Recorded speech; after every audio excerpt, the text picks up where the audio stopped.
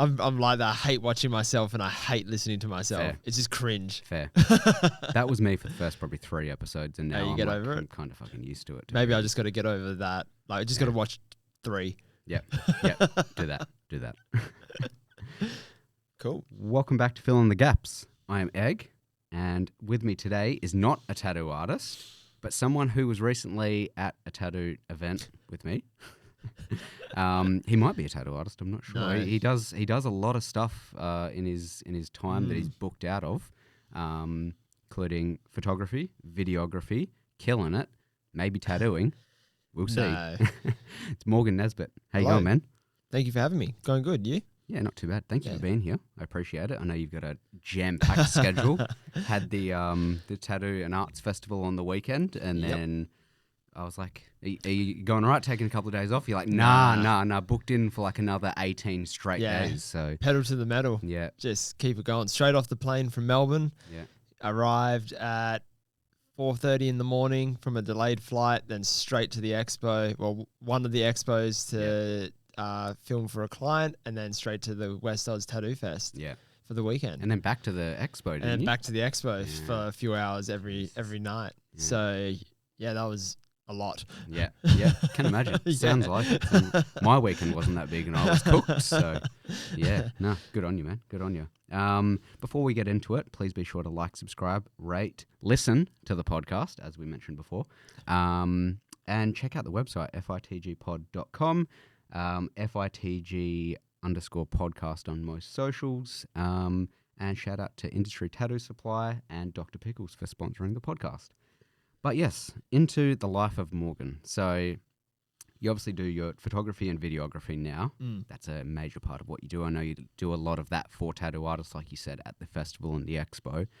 But you were telling me that before that you did you do an apprenticeship, or was it just like working as a mechanic? No, I did my apprenticeship. Yeah, cool. So you're doing that while balancing getting into photography and videography? Yeah. Yep. So when I first left high school, like I always wanted to do like photography, videography and stuff like that. I always filmed and took photos of me and my mates skateboarding and stuff like that. But I guess at the time, it just wasn't a thing. Yep. Like, it just not a career choice. I watched way too much like Jackass and CKY and just wanted to do stuff like that.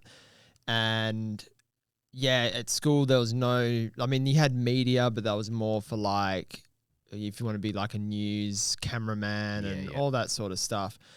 And I remember telling my parents, like, that's what I want to do. And I just got that look of, oh, really? Yeah. Like, oh, that's a bit risky. Yeah. You have to be like a wedding photographer or a big high-end corporate commercial style photographer. So, yeah, I just, threw that out the window and just did my second favorite thing, which was building cars. So, just year 10, started doing work experience. Once I left high school, straight into an apprenticeship. Yeah. And then just started, just kept working. Then Instagram started becoming a thing. Yep.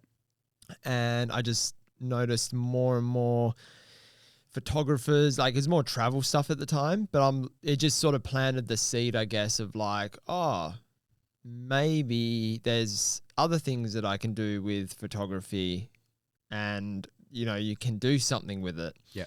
So I just bought a fairly cheap DSLR and just started doing a heck of a lot of street photography, and that's just how I learned to do photography. Yeah, nice. So was street photography kind of where you started out when you're doing the mechanic work, and then how has that kind of transformed into what you try to do now, or what you prefer to do now, I guess? Yeah, so where my workshop was, it was located on William Street in Northbridge. So from the heart of Perth CBD to there is like a 15-minute walk. So pretty much every afternoon after work, I would just take the clothes out of the boot of my car, get changed, walk into the city, and I'd just shoot. Yeah. And that taught me, as well as YouTube, but I'm more of I have to just do it with my hands to learn. Yeah. And I learned about framing, composition, lighting, playing with shadows, like exposures, everything, like even going up to people, asking to take photos and and I just did that I couldn't even tell you how many times and how many hours I've spent walking around Yeah. Perth, Yeah. taking photos, and then I just started posting them to Instagram. I'm not a huge social media guy or anything like that, so I just started posting because I knew that if I wanted sort of any chance of making something of it, that's just the way of the world. Yeah.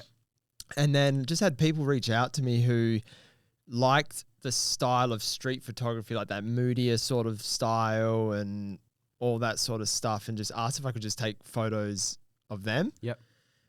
And I was very nervous because taking photos of randoms who don't really see me or whatever, now I'm going to take portraits. Yeah. And yeah, that was a huge transition. But what I learned from doing street photography, like my style, how I edit, how I try and evoke like an emotion or a feeling from a scene or someone, like it all seamlessly somehow transferred over into that sort of world. And then, once I got I did a lot for free because I just wasn't confident. And then once I got like my first like $100, $150 sort of cash job for just taking some portraits, that just flicked the switch. Yeah. Yeah. And I just went more into it. Yeah. Yeah. Nice. Yeah. So how far between like working as a mechanic, having the camera, going up to strangers, how long was it between that and kind of this is a career that I can do? I'm starting to make some income off it. Yeah. And how much like time did you spend in that period when you had those kind of low moments where you weren't getting that kind of interaction going like, fuck, is this actually something that I can do? Should I just give it up? Because everyone has those. Like I've had it with the podcast. Yeah. How much did that come across your mind and kind of what did you do to combat that? So probably the time from that initial like spark of, I could actually probably do something with this, to actually being able to leave the workshop and just like commit. Because I had a mortgage. I was just stuck in that loophole of this is what you're meant to do with your life. Like you're meant to just go to school, either go to uni, then get a job or get an apprenticeship, get a job, get married, have kids. Yeah. That's it. Yeah. So I had a mortgage and it's a huge, like I would have been leaving with getting paid fairly decently to literally nothing. Yeah. So I bit the bullet. It was probably, about 3.5 years, 4 years of just like doing weekend work, some stuff after work where I could. I finished work at like 5:30. Yeah. So summer was like my only real period to be able to do stuff. So we had the sun a bit longer. Yeah. Events, shadowing other people who I just reached out to and just sort of got some advice from.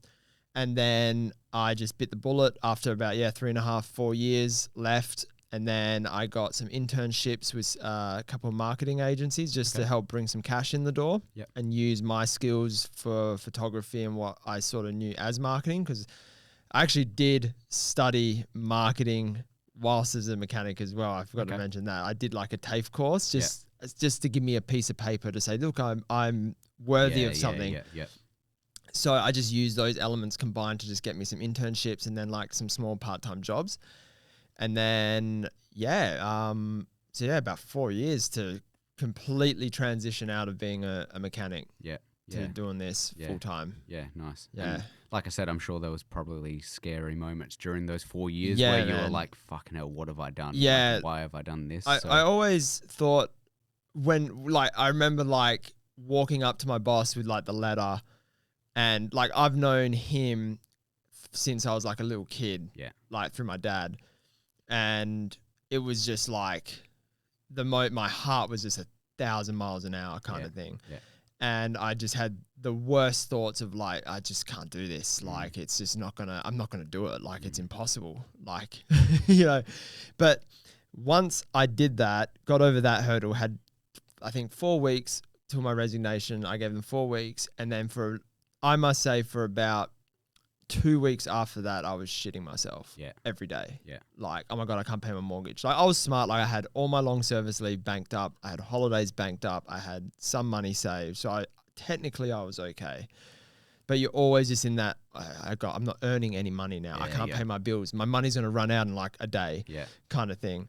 And it's a funny thing, I think. Like, I know I'm not the only one, but like, you just, when you're in that sort of scenario, you just figure it out. Yeah. You have to. You just, Yeah. like, yes, you overthink things, and yes, you're scared and worried, but I don't know, it just, the universe or whatever just finds a way to help you figure it out. Yeah. And opportunities come, and you just got to lean into them and work hard and like all that sort of stuff. So that was the initial scary moment. But even up until this day, like, I'm going away in 4 days to the UK. Yeah. And I'm still now worried about, money, Yeah. client stuff, this has happened, so on and so forth. It does not stop at all. Yeah.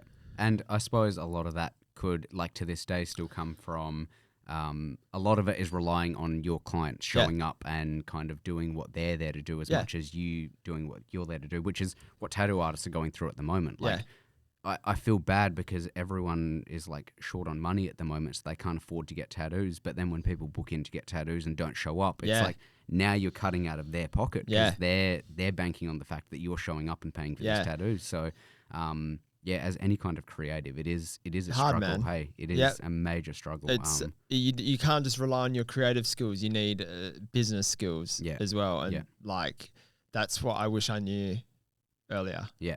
I just thought, you put out cool stuff on your Instagram and Facebook and TikTok, and that's it. Yeah, like money will you're come good. in. Yeah, sort of like what tattoo artists do. Like, so I got a few clients who are tattoo artists and all that sort of stuff, and they're friggin' amazing at what they do. And a lot of tattoo artists do this, but they show a lot of like their amazing bits of artwork and stuff like that. And you're like, wow, like I'm guilty of it. Like, I really want you to tattoo me, and your stuff is amazing. But it's like, you need more than just relying on having cool artwork to continuously get people booking in. It's almost, you got to have that business mindset and build a bit of a community in a sense where if someone does fall through and you put up a post on like your story for like tattoo artists specifically, they'll have people just DM me, man, I'm keen. Like, I want it. Yep, I'm there. Yeah. Kind of thing. But for people in my field, doesn't necessarily work that way, because it's, if you have a last minute cancellation and you're trying to say fill that gap, for what I do, you need so much prep, location, outfits, scripts, etc. Yeah. And it just doesn't work. So if someone bails on you last minute, you could lose out on like a couple grand plus. Yeah. And it's like, where do you go from there? Well, yeah. No, it's a tricky thing. And like you were saying before, like that mindset of, okay, this is what I have to do. I have to go get a job, and then I have to get married, have kids, and then like I'm stuck doing that, go to uni, whatever. I'm very familiar with that. Like going to a private school, like that was kind of drilled into my mind. What school did you go to? Masnod. I've never even heard of that. It's in the hills. Oh, is it? Yeah. I went to Aquinas. Okay. Yeah. All boys. All boys. Private Catholic school. Yeah. But yeah, so I went there, and it was kind of like, don't get me wrong, for the people that were there to do that, it was the perfect school. Like, come here, do good at school, go to uni, smash it at uni, get your job, bang, there you go.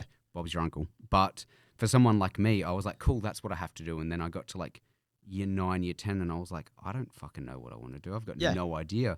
I went to Switzerland, did a student exchange, came back, and I was like, no, I don't want to go to uni. Like, I hate school. Why would I want to do 4 more years of school? Like, I'm good. So started finding other things, and then like, I stumbled upon like doing this podcast, and I was like, I know that I'm not going to get anything out of it for at least a few years. Yeah. Why not give it a go? And like, it was that mental battle of like, should I do it? Is anyone going to listen to it? But then, like you said, biting that bullet and being like, just reaching out to people. Hey, do you want to come on the podcast? And then they're like, oh, maybe. And I'm like, if you don't, it's fine. Like, whatever. And I'm done. Just kind of cold calling over Instagram messages. And like, thankfully, a few friends that I had already in the industry were like, yeah, I'm keen to help you, whatever. And then, now it's got to where it is. The beautiful thing about the creative scene, no matter like tattooing, photos, stuff like that, a lot of people are always willing to help, because you know what it was like at the beginning. Yeah. Like, I got like tattoo artist friends who I mentioned to you who you should definitely get on this podcast, because they're friggin' awesome. Yeah. But I'm sure they started like struggling to get someone to like get booked in and stuff like that. And now they've just got it's like the tap's just on now, kind of thing. Yeah, because even at the festival, because I was obviously going around like filming with artists and stuff, and there was a few apprentices where I came across them that like weren't Perth based, and I was like, oh, do you want to do an interview? And they're like, me? I'm like, nah, I'm a nobody. And I'm like, that's fine. Everyone starts as a nobody. I was a nobody too. Every artist here was a nobody at some point. Like, I've been there. Be a part of the interview, because then you'll be in it. People will see your face. It's like, crazy how that works, you man. just got to like put your foot in the door. So I get it. Like, I've been there, and not that long ago. You've been there, not that long ago. So I still feel like I am there. Yeah. It's that imposter syndrome. Like big time. And it's not until I've had people stop me in the city. They've walked past me, or I was sitting at one of like a burger joint or something. It was a Uber whatever. They rode past, came back, and he just said he sees my stuff on like TikTok and stuff like that. And it's sort of like, whoa, that's crazy to think that. Yeah.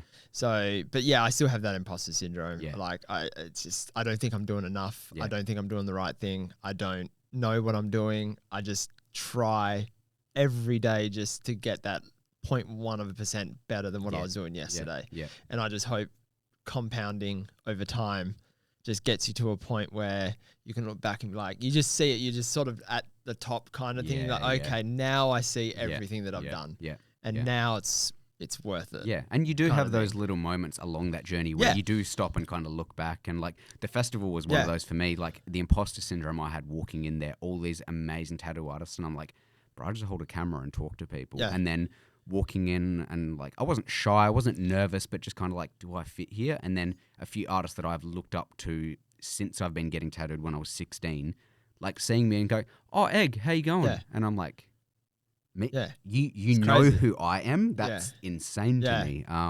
So yeah, you do have those moments along the way, which is pretty cool. Yeah. You shouldn't think that though. Like it's the you're just a guy that does the podcast. Like again, I'll send it to you. I don't know if you've seen on TikTok or Instagram. There's a guy. He just goes up to people. It could be just random people, or sometimes it's artists, like music artists, stuff like that. And he just does the thing where you listen to a song. He won't tell you what the song is, but if you get the song right, you start off by winning, and you double it each time. Yep. He just did one with Kamala Harris, the vice president. It's like, whoa, dude, like the same sort of concept where so you just started off talking to people, and now you're like going up there, and it's like, that is insane that the vice president would do this little skit show for TikTok. Yeah. Like and the internet's a powerful thing. If you're willing to commit to being a creative, it'll do wonders for you. Man. But the problem is there's so many people that want to be creatives, then they don't get instant gratification in 2 weeks, and then that's it, next thing. Man. So it happens. I think it happens in every industry, but I mean, creatives, it's quite bad for you because you don't get paid straight away. So is what it is. But something I was going to ask you was, you said that you had a few people that you kind of shadowed and like went along with just to kind of get some experience, get the feel of it. Who were those people that kind of guided you very early in your media days? If you don't mind sharing their name. In one of the main, like I still even get them to this day. Like I even work with them. Like they've taught me and they continue to teach me. So one of them is my friend Jade. So she does a lot of wedding photography and like family newborn stuff, but she was a big influence in how she actually taught me how to use a camera properly. Yeah. Like what's aperture, what's shutter speed. Like when I started doing it, sure, I learned some stuff online, but having someone there to help me learn, use this in this type of situation, or maybe this lens for this situation, so on and so forth. And was always answering like my texts and stuff like that for help.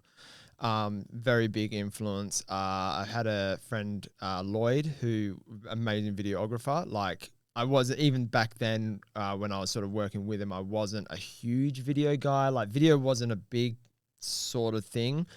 But still, again, learnt a lot. And then once TikTok just skyrocketed everything, it all came into play full circle once that kicked off. Definitely in terms of like a business side of things, I even like today I got my friend Joel. I worked with him yesterday at that soccer thing. Yeah, amazing videographer, teaches me a lot. I got a friend Kelly, same thing, filmmaker, teaches me all about filmmaking, what to do on set, Yeah. different, like what a grip does, all that sort of stuff. Like you just always just learning. And then in the business side of things, I've been fortunate like to have a lot of influences to teach me about the business world, like my dad, the people that I used to work with at marketing agencies and stuff like that, who would teach me, again, more about marketing, how to get yourself out there, how a business should run, how to do this and that. And to be honest, even like just podcasts, Yeah. like, and just interviews. I don't listen to a heap of podcasts, so I couldn't even tell you what the podcast names are, but I just see clips. Yeah. And I'm just like, oh yeah, that's a like I don't know if you know Ryan Serhant, the guy from America, $1 Million Listing. No. But some of his business videos are Yeah. just incredible, Yeah. like the advice he gives. Yeah. So just everywhere, man. I just Yeah. look for stuff everywhere to Yeah. give me help. But definitely in the early days, yeah, my friend Jade, Lloyd, Joel, Yep. like yeah. Yeah, and like to any creatives, that's what they need to remember is that knowledge is everywhere. Hey, like Yeah. there's no shortage. No of shortage it. of Like it. even recently, I'm doing that giveaway at the moment with Industry Tattoo Supply for that tattoo machine, and I specifically said, like, we can't supply this to anyone that's not a tattoo artist. So even if you win the giveaway and you're not an artist, I'm just going to re-roll it. Like that's all I'm going to do. And I had this this one guy kind of like he was like spamming it, kind of entering it and everything, and I was like, good on you, but I was like, he hasn't got like an artist profile or anything. And he messaged you, he was like, hey, like I'm really keen to like win this giveaway.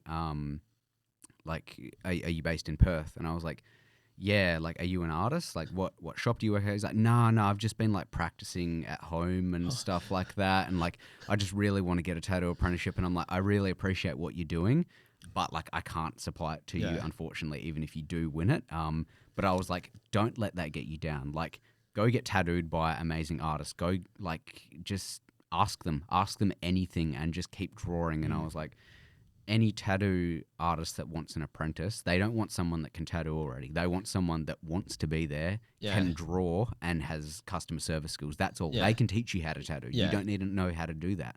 So I was like, just ask people. Just go to shops. And I think he's like Bustleton or something. So I was like, just go to any shops around. Go ask like the artists that you look up to. Just ask them what you should do. Ask them like what got them to where they are. Anything you want to know, ask, because people will tell you. Like, but no one's going to come up to you and be like, hey, this is what you should know. You have to go out there and ask. So not many people gatekeep stuff. No. Like most people, Some people do, but- Some people do, but like it's not much, and it's those people can get fucked. So. Yeah, exactly. Like obviously there's some deep rooted stuff going on there. Yeah. But like most people, like you ask on Instagram or in person, are happy to share. Yeah. Like, you know, give you the advice and all that sort of stuff. You just hope there's some reciprocation, I guess, in terms of depending what you're asking, you're pretty good with that information and you just do the right thing by them and what they're telling you. That's the only thing that's really reciprocated. Like I've had it where you help people in their business kind of thing, and it's an issue that I'm currently sort of facing, I suppose, where I've brought people on the shoots with me and, you know, because they want to learn, they want to help. So you get them to do like some behind the scenes stuff, or you get them to help with the camera or whatever the case may be. And then you just find out down the line, like they're either trying to like sneak your clients under the table because they just can offer something a bit cheaper, or they say something about you and what you've done, you know, whatever the case may be. And it's like that really puts the dagger in the chest, a little bit of like, well, I don't want to do this anymore. Yeah. I might as well just keep doing it myself. Yeah. Yeah. So you do get instances where you get burned, and it's just then being able to just overcome that and just carry on. And understanding that it's one bad apple. That's it. Like, it doesn't matter what industry you're in, you're going to have people like that just, there's going to be, I've always said this since before starting the podcast, like, it doesn't matter what you do, how many people you try to please, someone's always going to hate you just for no reason, whether you've done something to them or not. Someone's always going to find a reason to not like you. So just be yourself, and like you'll have the right people around you. But it sucks when you try to help people. And that's then that hurtful part. Stab you in You're the just back. doing the right thing. And it's just like, Yeah. oh, I didn't know, you know, I deserve that. Yeah. No, oh man. No, yeah. Sucks. Evil intentions. Yeah. 100%. In terms of everything that you've done, because I mean, I know we've talked about like how you started out a lot and everything, but you are a very talented Thank you. motherfucker. Very keen to see everything that comes out of the festival you've done and all the events and everything you're going to do in the UK. Has there been a highlight from what you've done over this career? Something that like you said, where you kind of look back and you're like, damn, like not I've made it, but like I'm actually doing it. Has there been any of those moments? Definitely the big one where you can say like I made it, even in a small sense, is when I just got my first real like corporate client when I started doing more corporate stuff. That was a huge win because it was like, you know, you're just putting yourself out there, you're trying some things, and it's people who value what you do and it's different. Like that was huge. Definitely one of them was working with Manchester United, the EPL team, when they came to Perth probably two years ago now for their preseason tour.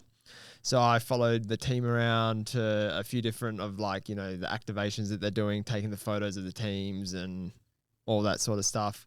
And then I'd probably say the most recent one that's always been on my bucket list that is being able to travel and like do it. Like, you know, things are paid for. I don't have to worry about it kind of thing. And I did that March of this year when I went to New Zealand for 2 weeks. Yeah, nice. So that was a huge like tick on the list of like, wow, like people enough to want you to go with them to help them with their business. And like, because for me, it's all about, I just want to help you and your business succeed with what I do and being able to just go and work with people and just work your butts off and just get it done and have some fun on the way through it was massive.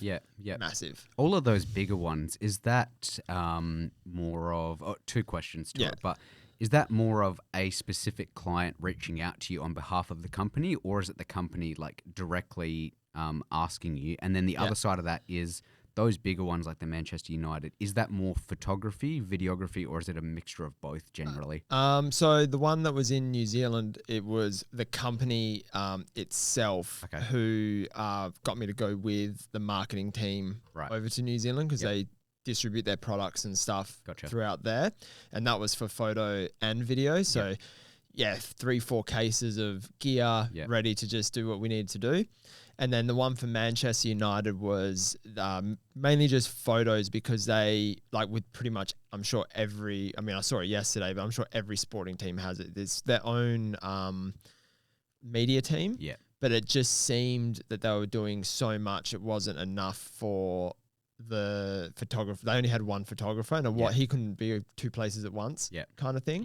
So it was, I just covered what he couldn't cover. It was still great. Like you still can, like, I think I might even have it on my old website where it's like, you know, the people you've worked with, and I just put the Manchester United, even though I fucking hate Manchester United.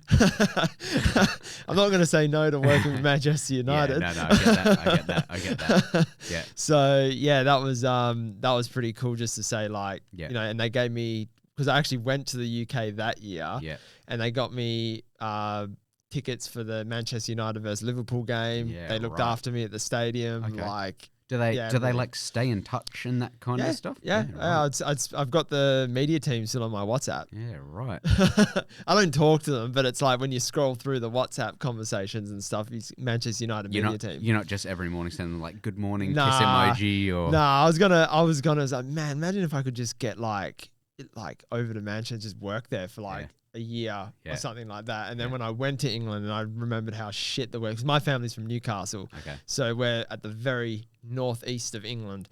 And like just England weather in general is shit. But like when we got there and it's just rain, cold, and just, I'm like, nah. Who is the better team between Newcastle and Manchester? Not your opinion, just like in terms of success. Because I know success-wise, I know nothing. Manchester United by far. What about like this? I don't know if it's this season, just last started, season, whatever. So at the moment we're only 2 games in and we're doing better. So we'll take that. We'll take that. But that's probably going to fizzle as the season goes on. But all time across the English Premier League, Manchester United is more trophies, more accolades, more like the stars come out from Yeah. them, like Ronaldo and all that sort of Yeah, stuff. So you can't beat them. Because, I mean, even as someone that doesn't like soccer, like, I couldn't tell you what the Newcastle Yeah. logo looks like. I know Yeah. exactly what the Manchester Yeah, exactly. United logo There you looks go. like. So, There you go. but, I mean, any Manchester United fans that are getting upset about the fact that Newcastle are doing better so far, here's a look at the ladder. I'm just going to put it right there. That's what it looks like, okay? See? Hopefully that doesn't change between this and... I'll take a screenshot right now. Yeah. Just take it after this podcast. As of the 31st of August, so... That was the highlight of yesterday when they had 4 teams for the women's preseason tour, and I saw 2 young girls, like, you know, I was taking the piss out of like everyone there, like fuck them and all whatever. I saw 2 like young girls in Newcastle United jerseys, and I just had to give them like a high five, and like fuck yes, like we're here. Are Manchester United like the rival of Newcastle, or is there someone else that's like the bigger rival? No, our sort of rival, I suppose, is Sunderland, which is just below us on the map. That's our big rival. Okay. Manchester United, their big ones, Manchester City or Liverpool. That's intense. Okay. Yeah, very big rivalry. Yeah. Because if I had to choose a EPL team, it would be Man City. The only reason, there is one reason, and it's because Mary Fowler plays for them. So that's it. That's my only reason. No, that's fair. Follow the Aussies. That's fair. Yeah. That's fair. She was there yesterday. She was pretty cool. Yeah. Like it's crazy. It's really awesome to see in the sense of like because obviously it's a male-dominated sport like AFL and stuff like that, but it's awesome to see now like the rise of the female like teams and the stars. Like the girls going crazy over Mary Fowler yesterday was like unbelievable, and it's so I great go crazy to see. over her as well. Oh, and like she was just trying to do it. I felt sorry for her. Like she was trying to do so many autographs, and like the security guards are like grabbing her. Like, oh, come on, we've got to go to the next thing now. And like I'm like, man, poor girl. Yeah. Just score goals and make us win. Yeah, exactly. You wouldn't get envious. That's all I of care that about. side of it. Yeah. No, like that part of it would suck. Like trying to live a normal life out. You could never, man. Thing. But I mean, like with women's sport, I think they'd rather be in that position where they're getting harassed all the time for autographs rather than like no one knows who you are because no one cares kind of thing. And you have to work a normal job. Exactly. So like I love everything about women's sport. As I was saying to you, I've got a women's athlete coming on, which I'm very excited for. And I'm going to try to get to more women's footy games this year as much as I can. But yeah, like we were talking about before, like the Tillies when they were having their run and hold on, were you supporting Australia or England in that game? England. What the fuck? What is wrong with you? But like even like because I don't. I was jumping around when England won that one. Yeah. I was rubbing it in everyone's faces. You bitch. That's the end of the podcast. Because like me and like some of my closest mates do not care about soccer whatsoever. Like I could name you probably 5 players that like men's players that play soccer. But when the Tillies were doing their thing, I was at the gym when they went to the shootout against France, and like I stopped my workout and I like went to my car and I just sat and watched it. I was like going off. I didn't know who any of the players were or anything, but I was like, holy shit, this is insane. And then the game against England, me and my mates like went to a bar, like wore like our green and gold, were like getting behind it. And to be fair, like England, they looked like the better team overall. Like at our absolute best, we looked like we were going with them, but our best was like every now and then. So just too short. Yeah, fuck up. I was hoping Australia would beat France. That's the only reason why I wanted, because that's an easier route to a final. Yeah. Just give us Australia. Yeah. I mean, England were by far the better team, and I think that makes sense because soccer's or football is probably a much deeper rooted sport in England than it is in Australia, especially in women's side. So it makes sense, but like to see where we went, disappointing at the Olympics, but very. To see how we did there, it was pretty cool to see everyone get behind the women's athletes. Yeah, it's amazing. I loved it. Yeah. I could name you more of the Matildas team than I could the Socceroos. I probably don't know anyone from the Socceroos. Neither do I. That like I don't even follow where they're at with their qualifying for the World Cup or anything like that. But for some reason, I just know where the Matildas are at for the Olympics, the teams, everything, and it's like if at that convention thing yesterday, I knew, say, Mary Fowler. Yeah. But if there was a Socceroos there who was just wandering around checking it out, wouldn't know who he was. Yeah, could come up to you and slap you in the face, Yep. and you'd have no idea who Wouldn't it know. is. So Would not know. yeah, no disrespect. No disrespect, to yeah. them, but I mean, You guys just suck. I'm the same. Like the only Socceroos player of all time I could ever name is Tim Cahill. Yeah, Tim Cahill. But yeah. like Harry Kuehl. right now in my house, I've got like a framed the magazine cover that Mary Fowler was on. I've got that framed in my house, and like Heck yeah. Sam Kerr, and all that. Gotta Like love Sam Kerr. I know a couple of players here and there, and I'm like, damn, up We're the doing Tillies, it. up Yeah, the Tillies. up the Tillies. Yeah, Heck yeah. We're getting you guys next time. I swear. Yeah, nah, that's not gonna happen, No, man. yeah, probably I'm not. sorry. Probably not. I should go for Australia, really. But Yeah, you like, should. What about at the Olympics? Who do you cheer for, like overall, England or Australia? Funny thing is, I go for Australia at the Okay. Olympics. Yeah, it's just football. Like you just got to go. Fair. Like England, you just can't back off from England. Like generally, yeah, like it should be Australia, but I don't know. I think it's just a crime against my bloodline if I go in especially football against England. Okay, so as someone from the UK living in Australia, at the Olympics, let's say the three favourites are Aussie, England, New Zealand. Yeah. What order are you cheering for them Oh, Aussies, England, New Zealand. in? Jesus. Yeah. That's a crime. Yeah. That's a crime. I mean, Yeah, fair. Aussies, Makes sense, man. but yeah. Aussies all the way for Yeah. the Olympics. Yeah. But football, man. So if I chose a team against Newcastle, Yeah. oh man, I wouldn't be able to show my face back Fair. there again. I mean, I guess that makes sense because, like, for me, it would be Australia, New Zealand, England all the way at the bottom. Yeah. Fuck England. Yeah. But then, like, if it came to rugby and it's like Australia or New Zealand, I'm like, fuck the Kiwis. Yeah. Nah, fuck. No. But like, I love New Zealand. But Yeah. they're fine. You love but rugby, nah, It- absolutely not. those love ties get severed when it comes to certain aspects of Yeah. sport. Yeah. It's just like, no. Yeah. Yeah. This is it now. And then everyone Serious. against the USA. Yeah, I do not like. I just hope in every form of every sport, the USA just get absolutely destroyed. Yeah. Like I knew it wouldn't happen in like the basketball. Well, I know you like basketball Yeah. for like the Olympics. I really enjoyed, and I'm just getting into basketball. I really enjoyed seeing like the American team just like do its thing. Like you got Yeah. all that talent. Oh, yeah. like and it's just so beautiful to watch. Like Yeah. it's just it's an unmovable and unstoppable force. Yeah. Yeah. Like kind of thing. Yeah, Which and is sweet. I mean, I think it's also great to see that like the US team isn't just in general blowing out teams by like 50 points Yeah. anymore, like they used to, like at the Dream Team kind Yeah. of times, because the world has gotten so much better at Yeah. basketball. Like you look at Australia versus Serbia Yeah. in that game. I was up until like 1 o'clock in the morning watching that, and I was fucking furious with how we ended the game. But like seeing how They good- lost?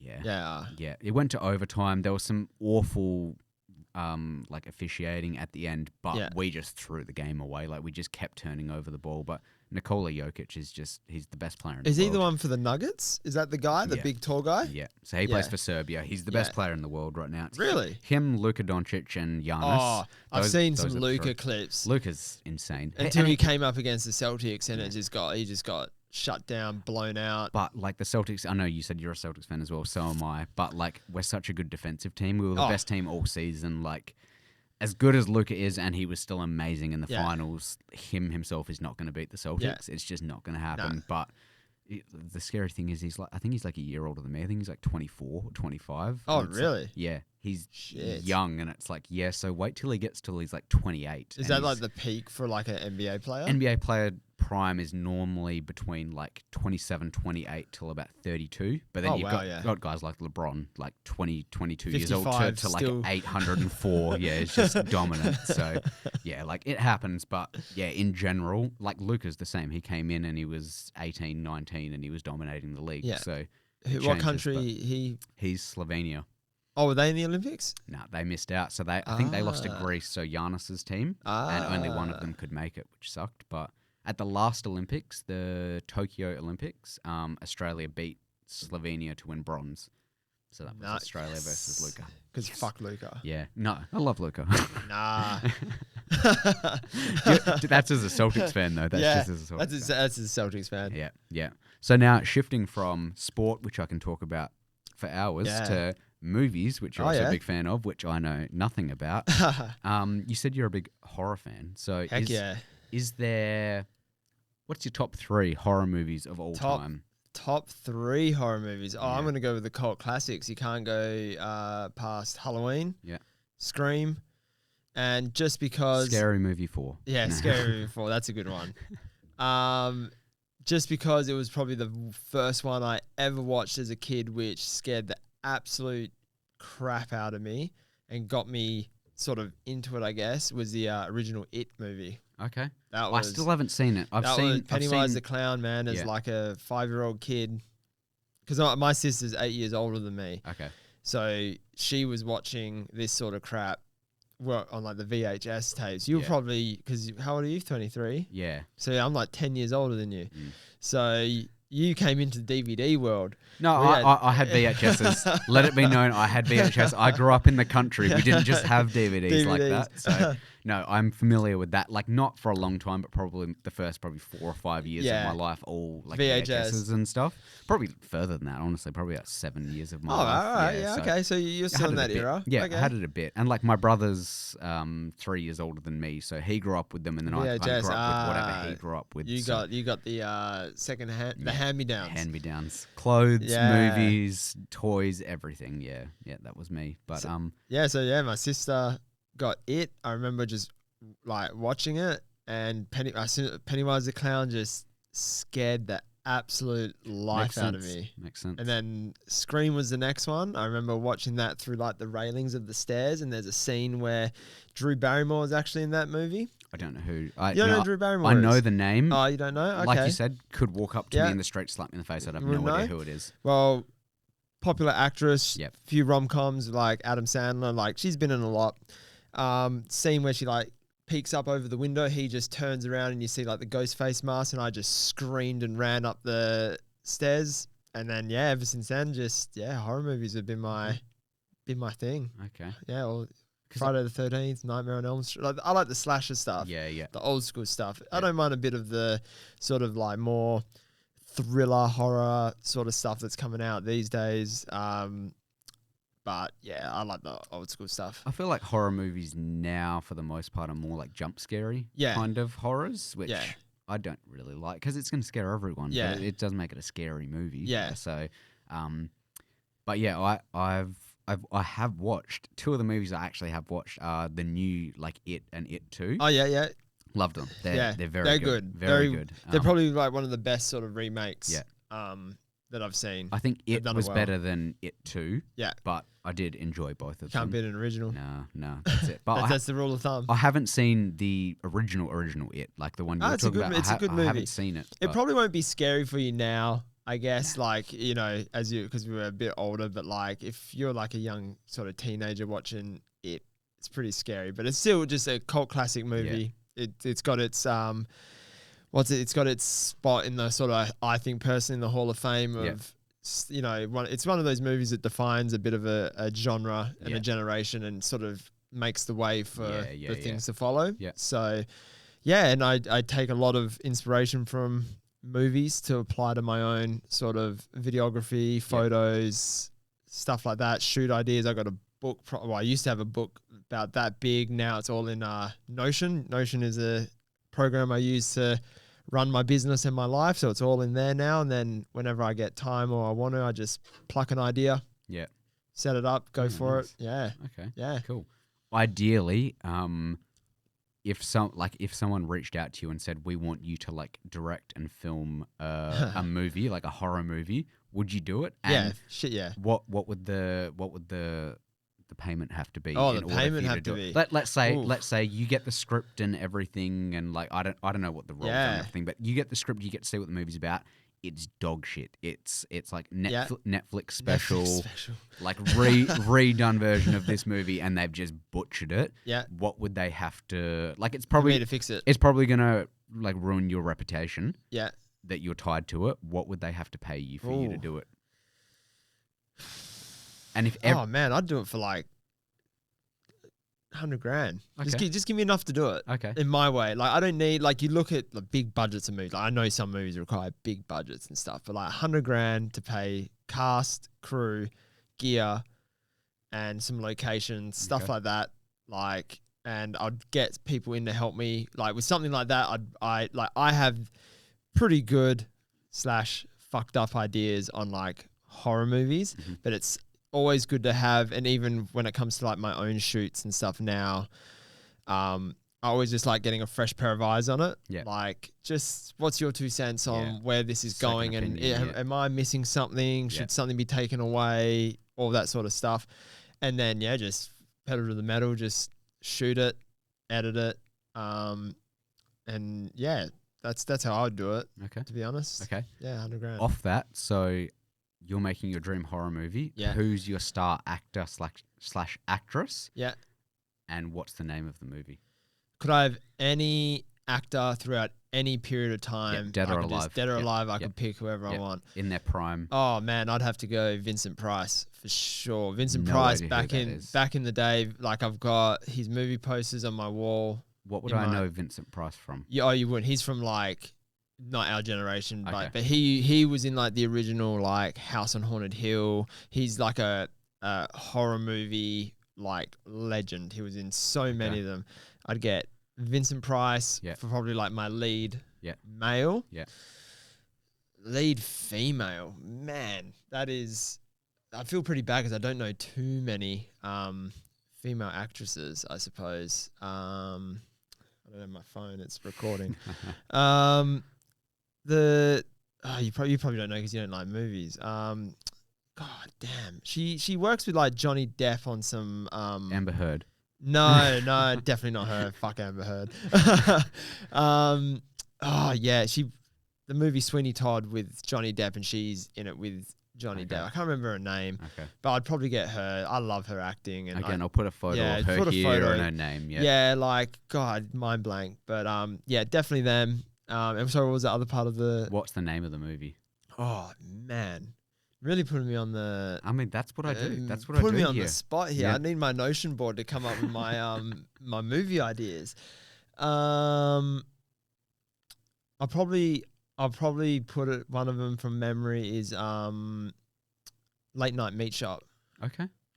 That's probably one. Only because I really want to film that in the next 6 to 12 months. Okay. So I've got a bit of a plan on that one. All right. But I think Vincent Price would play my psychotic, like, creepy butcher very, very well. Okay. And I think the other girl would play the victim slash hero of the story very well as well. I'm here asking you fucking hypotheticals, Yeah. and you're like, let me pull up my board. I've got this all written it's, down it's already. It's all scripted. It's Okay. all pretty much storyboarded. It's all, or once I get into that zone of I have an initial idea, once I either write it down or I put it into my Notion board, I just have to continue on with it. I just can't, because I still do it sometimes now where you haven't, I'm sure you have it too, where like you have an idea and you say, you know what, when I get home or when I wake up in the morning, I'll write it down or I'll do something with it. And then that time comes and you've forgotten everything. I do that all the time. Yeah. All the time. So now I'm like, once I have that idea, it's going on my phone or in my book, and I have to, I mean, it can be a really rough like outline of the plot. Yeah. Whatever it is, it just has to be written down. So then when I come back to, oh yeah, cool. Okay. Yeah. Pick up on it, map it out. Yeah. A lot better. Yeah. Yeah. No, I feel that. Like even recently, the past couple of days, I've been thinking about like merch ideas, like in the future for the podcast. And I'll just like be like at the gym and I'm like, damn, that's an idea. Like write it down. Because if I get home, I'm like, fuck, what was that idea that I had? I Use can't iPhone, remember it. So yeah, notes app, man. Just make a board and just brain dump. Yeah. But It's then game changer. It's funny going back like a year later and going through your notes and you're like, what the fuck was that? What was I thinking about? With all the like for me, it's just because I try and get into that flow of, I don't go back and correct spelling mistakes, grammar, because I just have to get the idea out and I'll leave it at that. Yeah. And then sometimes same thing, you go back and it's like, what the hell was I? Yeah. That sentence doesn't even make sense of what I'm trying to put together. But then it's like, then I look at the Notion board, I'm like, okay. Yeah. There it is. You're going through your notes and it's like, I heart Manchester Yeah. to height. Yeah. What? Who wrote that? What is this meant to be? No idea. Delete. Yeah, delete. Yeah, Yeah. definitely delete some notes. That's I've deleted my fair share. That's for sure. Yeah. Yeah, man. Good. Easy. All right. I'll let you go in a second, but we'll quickly go through some rapid fire questions and would you rather, which apparently you've got one as well, which I'm keen for. Yeah. So happy days. It's the best one you would ever hear in your life. Okay. Yeah. Stay till the end. He's got a good one. He's got a good one. All right. First question. Very basic one. If you could have any superpower, what superpower would you want to have? Oh, super speed. Okay. Like Yeah. Flash No, level? like the Flash. Can you control it or are you always... No, I can control it. Okay. Yeah. Yeah. So on the artwork that you got me to do earlier, the one that I added very horribly, by the way, was It was beautiful. It was beautiful. Was the Flash lightning bolt. Okay. My favorite comic book hero. Okay. Favorite storyline. Because there's that whole thing of like the Flash would be the worst hero to be because he's always going super speed. So like in order to do anything normally, he would have to do like painfully slow movements. Yeah. In order to just live normally. Yeah. And I'm like, so if you could control it. I can control it. Then that's okay. Yeah, definitely. But super speed, super fast metabolism, you heal faster, all that sort of stuff. Yeah. Okay. And it makes getting to the other side of the world probably a lot quicker than Probably, yeah. a 16-hour plane flight. Yeah. Yeah. Yeah. What about, because I forget who it was, I'd give credit, but I forget who the TikTok was of a podcast, and it was like, superhero, like what's your superpower, but there's a caveat of it and they get to choose what it is. So would you still want super speed if every time you stopped using super speed one of your toes broke? Yeah, because then it'll just heal faster once I... Yeah, it heals normally. Heals completely it heals normal. Yeah. Oh, then I wouldn't want it because then that hinders everything else in my life. I just have to run. I'd have to stop 10 times and I've literally rendered useless completely. The guys that did the podcast, I wish I knew who it was, but it was funny. One of them was like, "Oh, I'd want to fly," and he's like, "Okay, you can fly, but anytime you touch the ground, you get AIDS." He's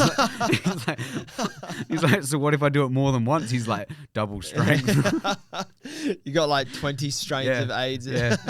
So I mean, you just got to keep flying. So. It's just like, well, at least I can fly until literally all of the AIDS catches up with me, and then I just fall out of the sky, and that's. Yeah. Would you still take that? Nah. No. Nah, no way. Neither. Cool. If you were stuck on a deserted island and you could bring 3 movies with you to watch for the rest of your life, what movies are you bringing? I'd probably have to go The Rocketeer, my favorite all-time movie ever. I actually watched it for my birthday. I pretty much watched it nearly on all of my birthdays. When was your birthday? Was it recently? 21st of August was my birthday. Oh, not long ago. Happy birthday. Thank you. So I watched The Rocketeer. That's a fantastic movie. I'd watch The Crow. Mm-hmm. That's my second favorite movie of all time. And probably for a bit of spookiness to add into it. Oh man, the third one's going to be hard. I'd probably add Halloween Kills. Okay. I'd probably just for a bit of a not a bit of a jump, but a bit of gore. Yep. Yeah. Okay. And The Crow, I'm assuming you mean the new one, right? No, fuck no. We were talking about this before. Fuck the new one. No, the original one with Brandon Lee. That's okay. Yeah, beautiful movie. Yeah. Everything about it. Soundtrack, acting, storyline, set design, all just came together beautifully. Yep. Nice. Okay. Yeah. Cool. Last rapid fire question. What does your dream photography or videography setup look like? So in terms of who you're shooting, event, venue, all of that, just you're picturing the absolute like peak. This is everything I've ever wanted to do. What's the whole setup? Jeez. I would probably say, oh man, that is so tough. I've probably got 3 scenarios that I could do.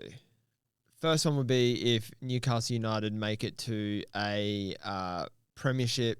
It's like the final game of the premiership, and if they win the league. Just to be the photographer and video, just to catch that moment. Yeah. I'd probably go a BTS photographer for like an up and coming like Halloween movie or a scary movie, or just a movie that I would that fits into me and who I am, stuff like that. It 3, wouldn't mind doing that. Could be like a superhero movie like Batman or something like that. Yeah.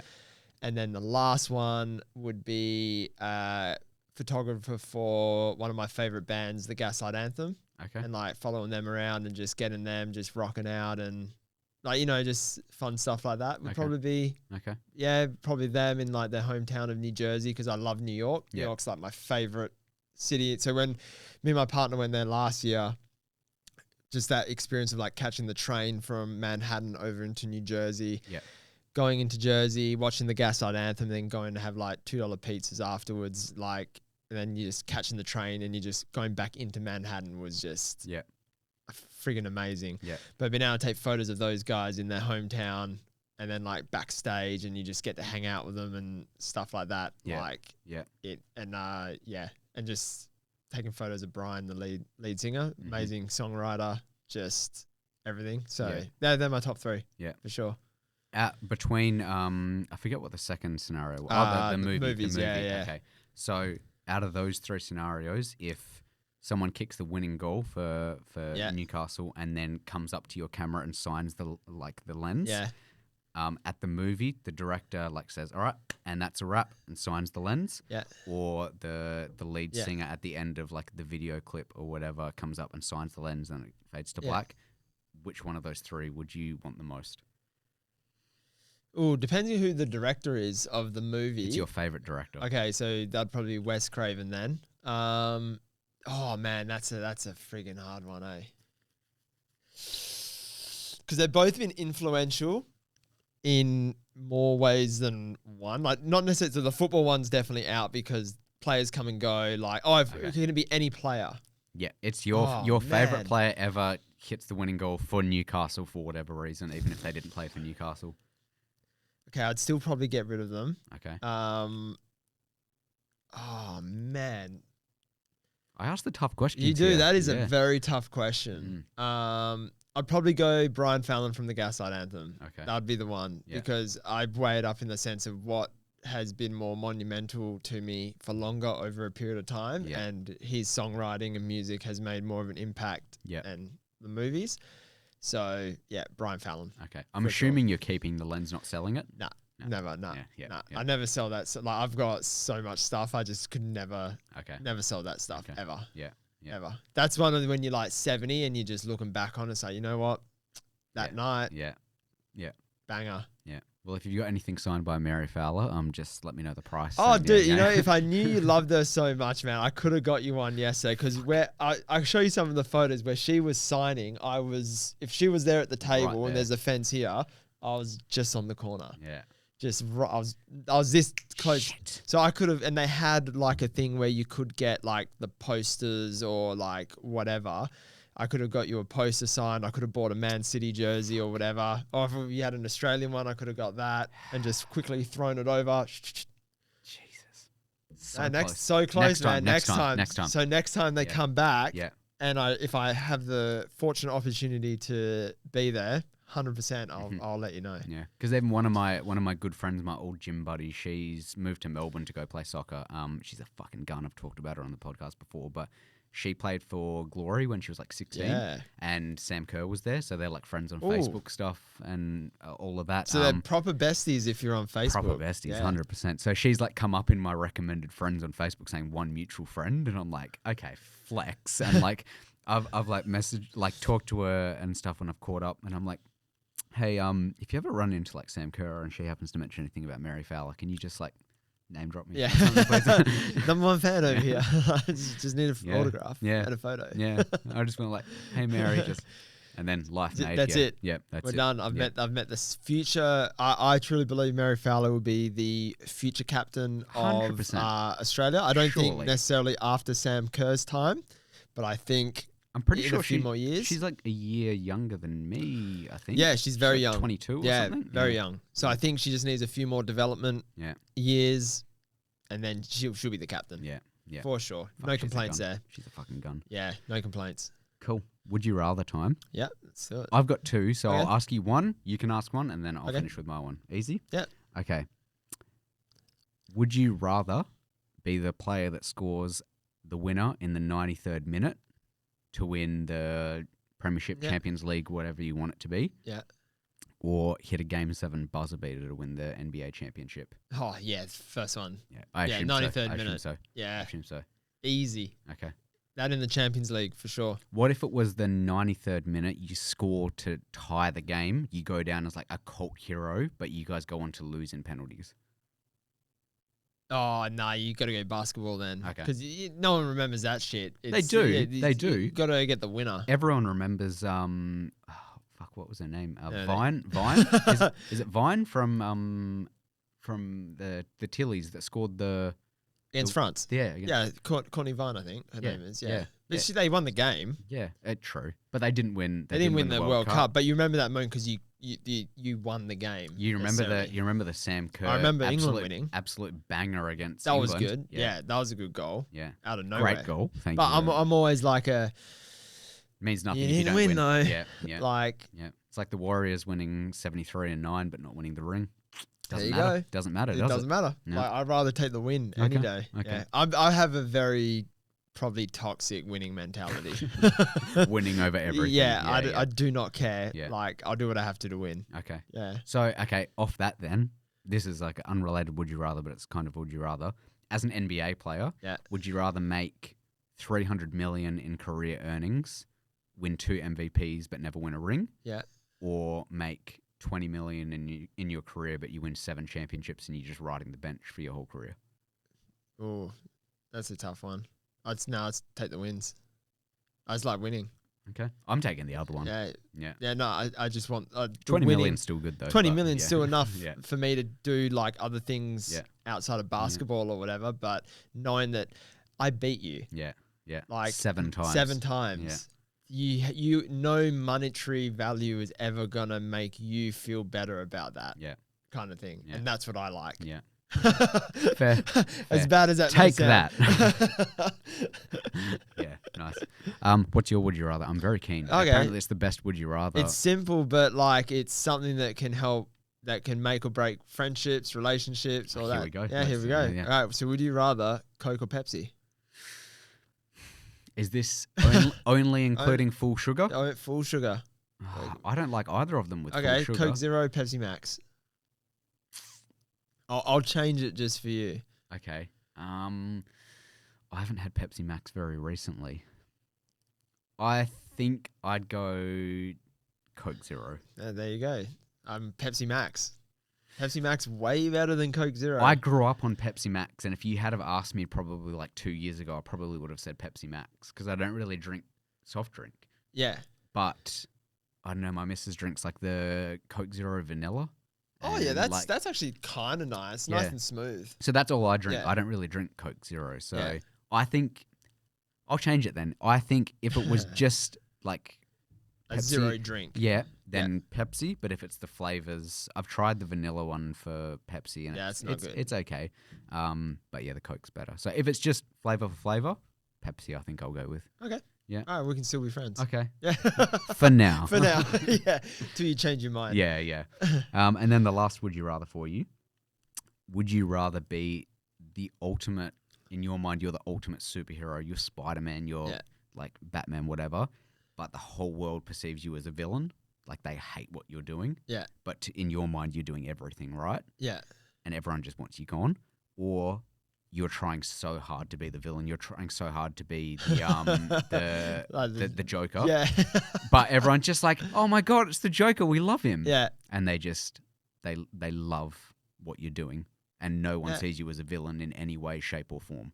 Nah, definitely the hero who's not wanted, like hated by everyone. Okay. Sort of like a mix of Batman, because Batman's not really seen as a hero to everyone. Yeah. Kind of thing. Yeah. Obviously in the comics he is to like some people. But I'm trying to think if there's a movie like there's like anti-hero movies, like you're an anti-hero kind of thing. You're perceived as the villain, but you think you're doing the righteous, like you're a vigilante kind of thing. Yeah. I was trying to think the show Arrow, same thing. Everyone in the city thought like, oh my God, he's just a terror. He's just doing this. He's, unhinged and all that, but he thinks he's doing the right thing. Yeah. And in the end, he is. Okay. So yeah, that's definitely, Okay. yeah. Fair enough. What quickly, just off the top of your head, what would your superhero name be? Oh man, what the hell? just because we're on the topic of Arrow, and I wear a lot of hoodies, and his original name from the So you're going to steal a name. You're going to steal a the name. Hood. Yeah. Okay. Okay. Yeah. Robin. Yeah, Robin. Yeah, there you go. Yeah. That's from Batman. Yeah. I almost got a comic book reference. That's all right. Awesome. Thank you so much for being on the show, man. I appreciate Yeah, no worries. it. Thank you for having me. Anytime. Where can people find you and your work online? So yeah, just be on Instagram and TikTok at morgan.nesbitt. Pretty simple. Yeah. Easy as. Yeah. He's got a few what were they called? The fruit things that you did? Frankenfruit? I've probably deleted a lot of them now, but yeah, when I was just experimenting with like content for TikTok, I just thought it would be pretty cool to like, I was just literally watching like The Bride of Frankenstein. So I thought, oh yeah, I might like, I had rotten strawberries in my fridge. So I did like a rotten fruit thing, and then like I got a bit of banana and tried to staple the strawberries to like the banana, like down the banana and stuff. And I made a Frankenfruit. So I just thought I'd do a series of Frankenfruit creations. And yeah, I did probably a dozen of them before I was like, man, I can't be known as this guy. You're known as the Frankenfruit I just guy. can't. Funny enough, it got me a few shoots. Don't get me wrong, because okay. it's more of the, they enjoyed the creativity side of it. Okay. But I thought, I don't know, I just don't want to keep waiting for fruit to go off and Yeah. making shit from it. So yeah, I got a few of them on there still. Okay. Yeah. Okay. Go Yeah. find them. Go Yeah. find them. And be sure to check out the podcast, FITG_podcast or FITGpod.com to find all the socials. Again, shout out to Dr. Pickles and Industry Tattoo Supply for sponsoring the podcast. Thank you for being here. No worries, man. Appreciate it. Thank you. And anything you want to send us off with? Any quotes or anything? Oh man, you are full of them. Full of shit is what I am. I've got a really bad joke if you want me to send off with that. Okay, you start with the joke and I'll finish with a thing. Why do cow milking stools only have 3 legs? Why? Because the cow has the udder.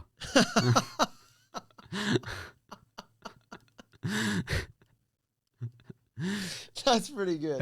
That's pretty good. I was not expecting that at all. That's a good one. Yeah. Well done. Yeah. Thank you. I appreciate it. I love a good like just dad joke. Yeah. Like Dad jokes are the best jokes. I respect those. Yeah, that's good. Okay. So the quote I would have is that if the trash can isn't full with scrunched up ideas, you're not working hard enough. There you go. Remember, if the trash can isn't full of scrunched up ideas, you're not working hard enough. Yeah. See you later. See you guys.